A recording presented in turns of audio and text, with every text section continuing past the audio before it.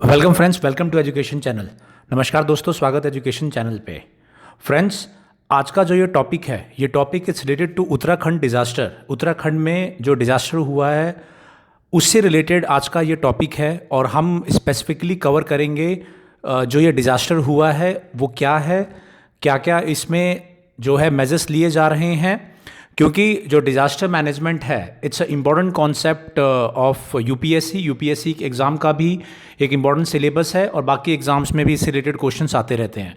तो आज हम समझेंगे कि क्या रहा उत्तराखंड में, कैसे हुआ एंड क्या क्या इसमें मेजर्स लिए जा रहे हैं। और जो भी हमारे साथी नए जुड़े हुए हैं चैनल को वो सब्सक्राइब कर लेंगे, जिससे कि जो रेगुलर अपडेट्स हैं वो टाइमली मिलते रहे। तो let's start. First of all, what is the news. News ये है कि जो ग्लेशियल बर्स्ट हुआ है उत्तराखंड में,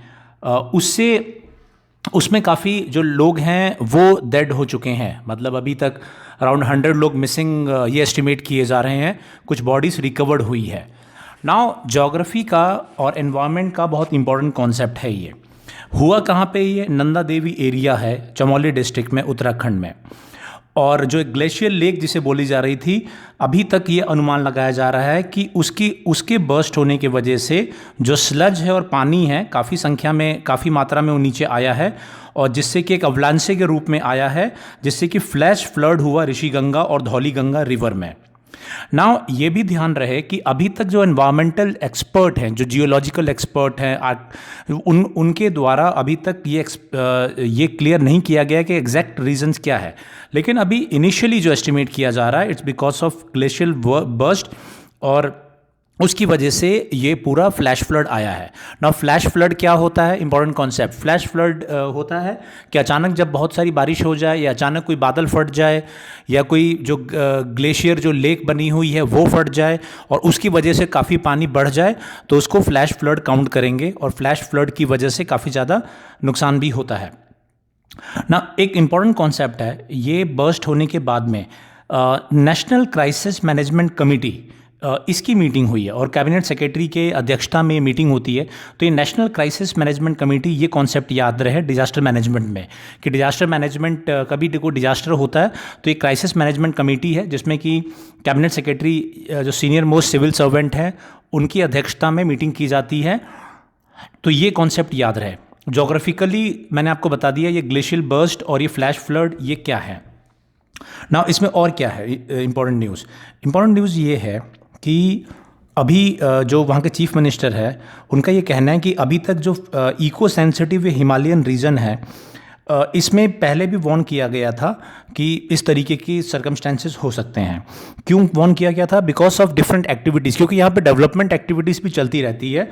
तो डेवलपमेंटल एक्टिविटीज़ से ये चीज़ हुई है, ये स्टिल क्वेश्चन मार्क है। क्योंकि जहाँ पे ये बादल या फिर जो लेक फटा है, ग्लेशियल बर्स्ट जिसे कह रहे हैं, तो वो वहाँ पे कोई एक्टिविटी एग्जैक्टली नहीं थी। उसके नीचे उस रिवर्स पे अलग अलग जो पावर प्रोजेक्ट थे वो चल रहे थे।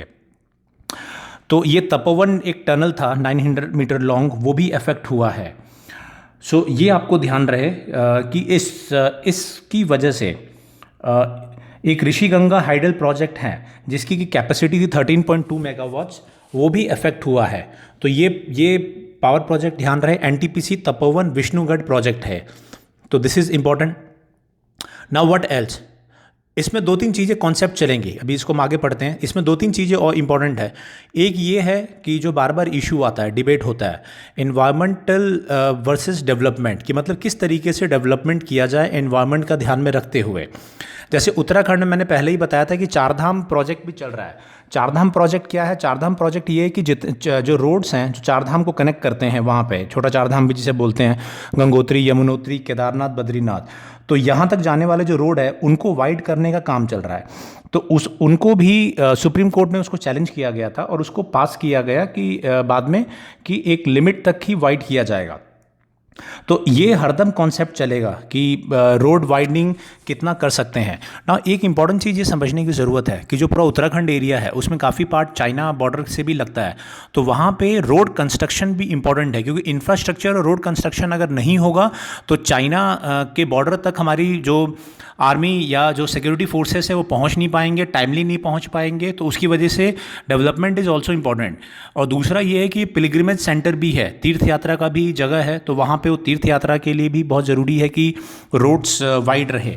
तो अब बैलेंस इसको करना है, किस तरीके से एनवायरनमेंट को ध्यान में रख के इसको बैलेंस करेंगे। अब हम देखते हैं कि और इसमें क्या क्या टर्म्स इस्तेमाल हुए हैं। हमारे लिए इंपॉर्टेंट ये है कि थोड़ा टर्म्स को और हम समझें। Okay, now glacier collapse brings back memory of 2013 flash floods. 2013 में भी वहाँ पे आपदा आई थी उत्तराखंड में, और उस आपदा में केदारनाथ जो पूरा एरिया है वहाँ पे काफ़ी ज़्यादा डैमेज हुआ था। ना अब हम समझिए, एक वहाँ पे रिवर है, ज्योग्राफी के हिसाब से ज़रा समझेंगे कि धौली गंगा रिवर है, ये मर्ज करती है अलकनंदा में, और ये ट्रिब्यूटरी है, किसकी ट्रिब्यूटरी है, ये गंगा की ट्रिब्यूटरी है। तो ये रिवर का नाम याद रहे, क्योंकि हम ये देखते चले कि और ये कहाँ पे था, ये वसुधरा ताल जो जगह थी नंदा देवी नेशनल पार्क में, वहाँ पे ये ओरिजिनेट होती है। कौन सी river? Dhauli Ganga river. Next यहाँ पे है कि ये जो रिवर है, ये इम्पॉर्टेंट जो प्लेसेस है, ऋषिकेश है, हरिद्वार है, रुद्रप्रयाग, कर्णप्रयाग, इन सब एरिया से निकल के जाती है। जैसे धौली गंगा है, धौली गंगा ऋषि गंगा के साथ मिल जाती है रैनी में, जहाँ पे ये पावर प्रोजेक्ट था। तो धौली गंगा ऋषि गंगा के साथ मिलती है कौन सी जगह पे? रैनी नाम की जगह पे। तो ये आपको याद रहे। उसके बाद ये है कि अलकनंदा जो रिवर है, अलकनंदा रिवर वो आगे फ्लो करती है, और अलकनंदा रिवर मिलती है मंदाकिनी के साथ में, मंदाकिनी के साथ में मिलती है, मंदाकिनी नदी के पास में। और उसके बाद में जो मंदाकिनी रिवर है, अलकनंदा है, उसके बाद गंगा रिवर में, जो भागीरथ नदी भी बोलते हैं, देवप्रयाग में जाके मिलते हैं। देवप्रयाग में अलकनंदा और भागीरथी का संगम है गंगा का, उसके बाद से गंगा कहलाती है, और वही गंगा के नाम से फिर आगे बहते हैं ये। तो ये जो इंपॉर्टेंट पॉइंट्स हैं कुछ ज्योग्राफी के हिसाब से और करंट अफेयर्स के हिसाब से, प्रीलिम्स के हिसाब से, ये आपको ध्यान रहे कि कौन सी नदी कहाँ मिलती है। मैंने अभी आपको बताया, ये मैंने हाईलाइट भी कर रखा है, तो इसको आप देख भी सकते हैं। ओके।